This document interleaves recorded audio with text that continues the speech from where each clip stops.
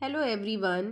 आज हम पढ़ने वाले हैं बहुत ही इम्पॉर्टेंट टॉपिक जो कि बहुत ज़्यादा टफ हो जाता है सीनियर क्लासेस में जाके। रीज़न इसका यही है कि जूनियर क्लासेस में हम इसको इग्नोर कर देते हैं या कई ग्रामर की बुक्स में ये दिया ही नहीं होता है। बात कर रहे हैं हम विलोम शब्द की, यानी कि इंग्लिश के विलोम शब्द जिसको हम कहते हैं एंटोनिम्स। छोटी क्लासेस में बहुत ईजी दिए होते हैं, सडनली ये गायब हो जाते हैं और कहीं ना कहीं कॉम्पिटिटिव एग्जाम में आके आपको बहुत परेशान करते हैं। इसका लाइव एग्जाम्पल हम सभी टीचर्स हैं जो कि बहुत सारे एग्जाम्स देते हैं और इतने टफ कहीं ना कहीं सीनियर क्लासेस में जाके वर्ड हो जाते हैं। रीज़न सिर्फ इतना है, वोकेबलरी से थोड़ा सा कनेक्ट ना होना।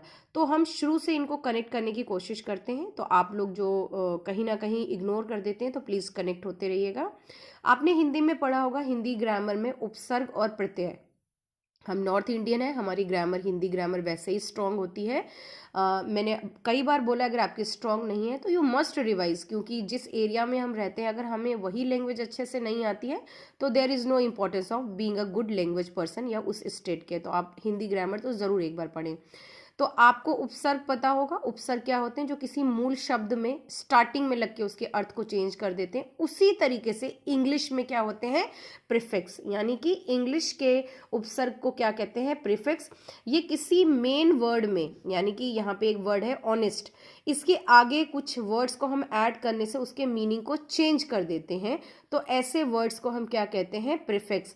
अगर हम किसी मेन वर्ड के एंड में लगाते हैं, यानी कि उस वर्ड के लास्ट में किसी वर्ड को ऐड करते हैं और उसका मीनिंग चेंज हो जाता है, तो उसको क्या बोलते हैं? सफिक्स, यानी कि प्रत्यय।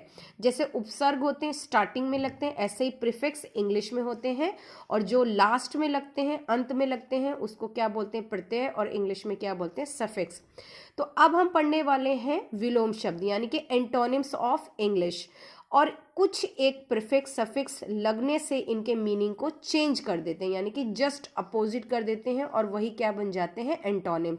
यहाँ पे कुछ एग्जाम्पल हैं जो कि आप सुन के भी लर्न कर सकते हैं। एक और बात है, मैं हमेशा कहती हूँ वीडियो को बैठ के, अगर आपके पास टाइम नहीं है तो आप बैठ के देखने की बजाय आप उसको ऑन करके सुन सकते हैं, क्योंकि एजुकेशन के लिए आपको एक जगह बैठना नहीं, आप कहीं से भी एजुकेशन को ले सकते हैं।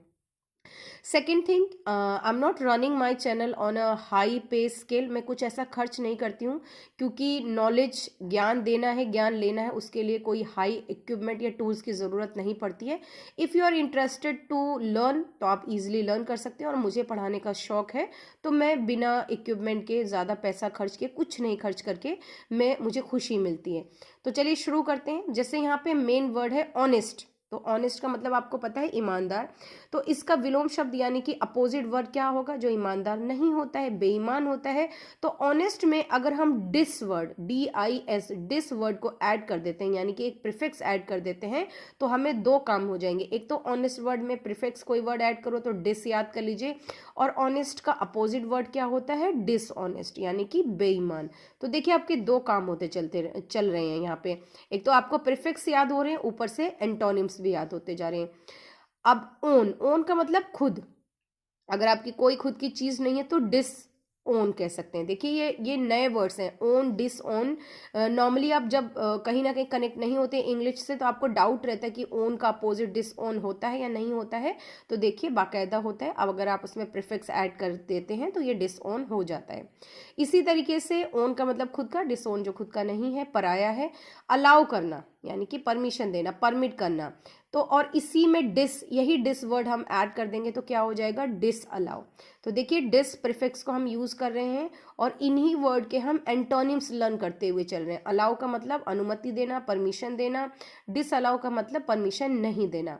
इंटीग्रेट करना, इंटीग्रेट का मीनिंग होता है ज्वाइन करना, यानी कि कोई छोटी छोटी चीज़ों को ज्वाइन करके कुछ बनाना या कुछ सम्मिलित करना।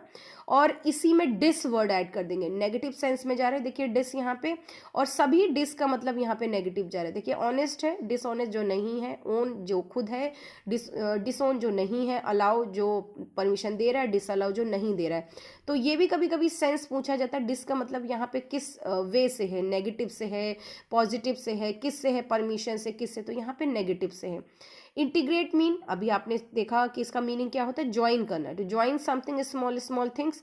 And disintegrate just opposite, join करेंगे, जोड़ेंगे, तो इसका क्या होगा? ब्रेक करना, यानी कि तोड़ देना। कुछ और देख लेते हैं हम। ऑर्गेनाइज करना, कोई चीज़ स्टार्ट करना, अंडरस्टैंड कर सकते हैं आप यहाँ पे। ऑर्गेनाइज में डिस वर्ड अगर हम ऐड करते हैं तो क्या करना, इसको खराब करना, खत्म करना, डिसऑर्गेनाइज्ड करना, यानी कि खत्म कर देना। तो डिस वर्ड यहाँ पे जाएगा और इसका एंटोनिम बनाएगा प्लेजर, खुशी, यानी कि आपको किसी चीज़ से खुशी है, प्लेजर, यहाँ पे डिस वर्ड ऐड करके प्लेजर खुशी नहीं है जिसमें। प्लीज करना, किसी को खुश करना, यानी कि आई प्लीज यू। डिसप्लीज का मतलब I can not displease you, मैं आपको खुश नहीं कर सकते, तो यहाँ पे नेगेटिव में क्या आ जाएगा, डिसप्लीज। सेटिस्फाई, संतुष्ट हैं आप किसी चीज़ से बिल्कुल, अगर आप डिस वर्ड ऐड करेंगे तो क्या हो जाएगा, यहाँ पे नहीं संतुष्ट हैं। तो देखिए आपके यहाँ एक तो प्रीफिक्स टॉपिक क्लियर हो गया। इंग्लिश में कुछ वर्ड मेन वर्ड के आगे लग के उसके मीनिंग को चेंज कर देते हैं। ये नहीं मैं बता रही हूँ कि हमेशा अपोजिट सेंस देते हैं, लेकिन उसके मीनिंग को चेंज कर देते हैं। क्या कहलाते हैं, प्रीफिक्स कहलाते हैं, और हिंदी में हम इसको क्या बोलते हैं, उपसर्ग बोलते हैं। तो ये कुछ एक वर्ड है, आप स्क्रीन शॉट ले सकते हैं। तो इस साइड के कुछ हैं, क्योंकि ये फ्यूचर में आपको बहुत हेल्प करने वाले हैं। नॉर्मली आपको वोकेबलरी नहीं मिलती है लर्न करने के लिए, तो आप ये इकट्ठा करते चलें। इसी तरीके से जितने भी मोस्ट ऑफ जो वर्ड हैं एल से शुरू होते हैं। देखिए एल से लीगल है, लेजिबल है, लॉजिकल है, लिटरेचर है, इनमें क्या लगता है, आई एल। ऑलवेज नहीं लगता है, बट मोस्ट ऑफ में आई एल लगेगा। एम मोरल वैल्यूज, इमोरल, तो इसमें भी आई एम लगेगा। पॉसिबल में आई एम। तो ये कुछ एक प्रीफिक्स हैं जो आप देख सकते हैं, इनके मीनिंग को चेंज कर देते हैं उनके आगे लग के। इस तरीके से आप स्क्रीनशॉट ले सकते हैं। कुछ आई एन, यू एन, इस तरीके से वर्ड में लग के उसके मीनिंग को चेंज कर देते हैं। नेक्स्ट फर्दर हम पढ़ेंगे अगले वीडियो में। Thank you, have a nice day.